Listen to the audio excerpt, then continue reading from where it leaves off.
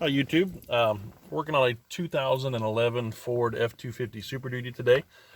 It has really low air volume coming out of the vents. I mean, it's hard to show you that on video, but it's almost like it's the condenser's plugged up. So what we're going to do today is try to clean out that condenser. I'm going to show you what I do.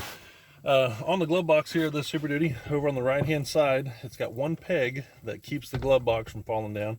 If you push in on the right side of the glove box enough, it will let your glove box open up. And then hopefully you can see you've got a little target sight right here, this multicolored box here. I'm going to cut a hole in the condenser box. I'm going to use this reciprocating tool. It's a cordless reciprocating tool, and I'm going to try to cut a square hole in that box to try to clean out our condenser. So here we go.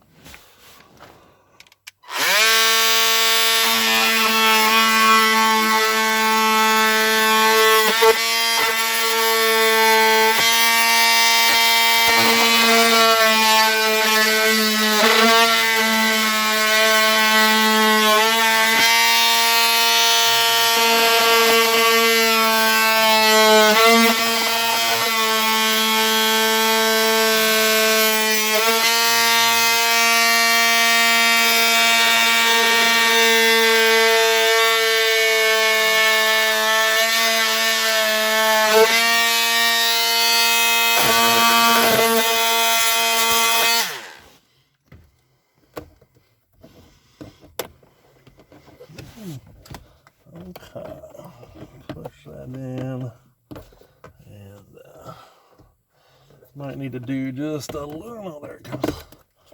I left little tabs on the top so that it wouldn't fall inside, and now you have got pretty decent access to that condenser right there.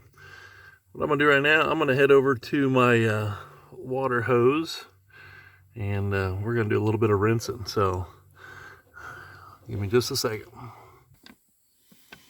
Okay, we're back here, pulled over by the garden hose, and well, I'm unable to put an end on my hose because my dog chewed the end off. But we have a water hose here, and we're gonna just try to spray it across those condenser coils and rinse some of the crap off that is filling up the back side of those condenser coils. So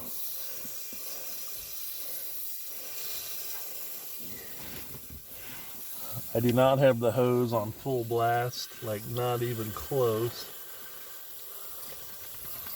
We're just at a little trickle here, but we're spraying all these coils out. And if you've got another person to help you, keep an eye on the water that's coming out of your condenser drain, which is underneath the passenger side fender over here. I'll probably take a break here and see what that water looks like. But for now, I am just going to keep on rinsing these coils with some nice clear water, and hopefully it is flushing out a bunch of mud on the backside. Now, this is 100% a work truck. It's actually a lawn care service truck, and it gets a lot of, I'm sure it sees a lot of grass, sees a lot of dirt road action, and hopefully this will help increase the flow that we've got coming from the vents here very shortly. So, all right, we're gonna see how we've done here. Okay, we got took some time there. It took me 5 minutes or so. I went through and rinsed that out, even started the truck and turned it on to make sure it was flowing better. It is definitely flowing better than what it was. It was not flowing very much until clean those out. And last thing I'm going to do, I'm going to go get my air compressor and put a pointed blow nozzle on it, and I'm going to try to blow any more junk that I can out of there, and then I'm going to button it back up. Okay, got my air nozzle.